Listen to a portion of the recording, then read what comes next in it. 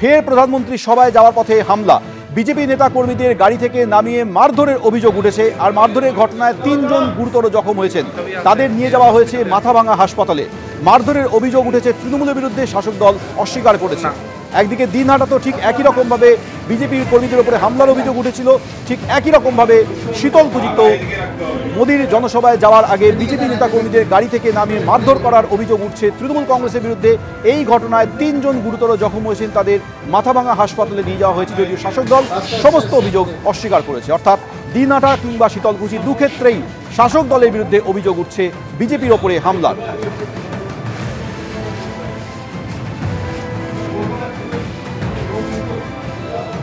শীতলকুচির পাশাপাশি দিনহাটাতেও উত্তেজনা। প্রধানমন্ত্রী সভায় যাওয়ার পথে বিজেপি কর্মীদের গাড়ি ভাঙচুর করা হয়েছে। দিনহাটার শিমুলতলায় তুমুল উত্তেজনা। একদিকে শীতলকুচিতে বিজেপি কর্মীদের গাড়ি থেকে নামিয়ে মারধর করা হয়েছে, 3 জন গুরুতর জখম হয়েছেন বলে অভিযোগ উঠছে। তৃণমূলের আক্রমণে এই ধরনের ঘটনা ঘটেছে। অন্যদিকে দিনহাটাতেও একই রকমভাবে বিজেপি কর্মীদের গাড়িতে ভাঙচুর করা হয়েছে। দিনহাটার শিমুলতলায় তুমুল উত্তেজনা তৈরি হয়। এই ঘটনায় তৃণমূলের নেতাকর্মীদের মদতেই এই হামলা হয়েছে বলে স্থানীয় বিজেপি নেতৃত্ব অভিযোগ করছে। যদিও দিনহাটা কিংবা শীতলকুচি দুটি ক্ষেত্রেই শাসক দল তাদের বিরুদ্ধে ওঠা যে অভিযোগ, সেই অভিযোগ অস্বীকার করেছে। শীতলকুচিতে শাসক দলের হামলায় 3 জন গুরুতর জখম হয়েছেন, তাদের মাথাভাঙা হাসপাতালে নিয়ে যাওয়া হয়েছে। অন্যদিকে দিনহাটাতেও বিজেপি কর্মীদেরকে মারধর করা হয়েছে বলে অভিযোগ উঠছে, তাদের গাড়ি ভাঙচুর করা হয়েছে অভিযোগ উঠছে তৃণমূল কংগ্রেসের বিরুদ্ধে। কিন্তু দুটি ক্ষেত্রেই শাসক দল তাদের বিরুদ্ধে ওঠা অভিযোগ অস্বীকার করেছে।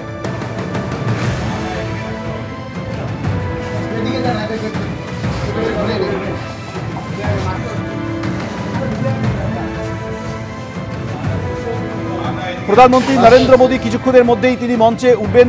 ইতিমধ্যে তিনি আলিপুরদুয়ার প্যারেড গ্রাউন্ডে পৌঁছে গিয়েছেন। আজ প্রধানমন্ত্রী নরেন্দ্র মোদীর বেশ কিছু কর্মসূচি রয়েছে।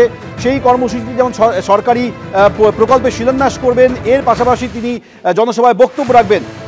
এই কর্মসূচি যেমন প্রধানমন্ত্রী রয়েছে। এরপর তিনি হাসিমারা যাবেন, বিকেলে হাসিমারা থেকে সরাসরি উঠে যাবেন পাটনার উদ্দেশ্যে।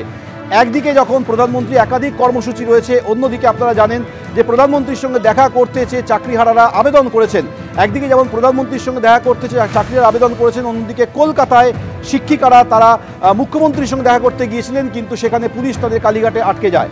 এদিকে চেষ্টাই সার, প্রধানমন্ত্রীর সঙ্গে সাক্ষাৎ হচ্ছে না কিছুতেই চাকরিহারাদের। প্রধানমন্ত্রীর সঙ্গে দেখা করার অনুমতি পেলেন না চাকরিহারা শিক্ষকরা। অনুমতি না পেয়ে হতাশ চাকরিহারা শিক্ষকরা।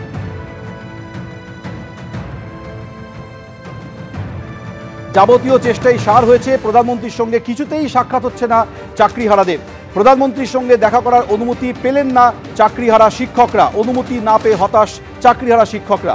প্রধানমন্ত্রীর সঙ্গে দেখা করে তারা তাদের অসহায়তার কথা জানাতে চেয়েছিলেন। তারা যে লড়াই করছেন, তাদেরকে যেভাবে চাকরি থেকে বঞ্চিত করা হচ্ছে, তাদের চাকরি ফিরে পাওয়ার ব্যাপারে তারা যে লড়াই করছেন, সেই বিষয়ে প্রধানমন্ত্রীর কাছে তারা বলতে চেয়েছিলেন। কিন্তু সমস্ত চেষ্টাই ব্যর্থ হয়েছে, কারণ প্রধানমন্ত্রীর সঙ্গে সাক্ষাৎ করতে পারছেন না চাকরিহারারা।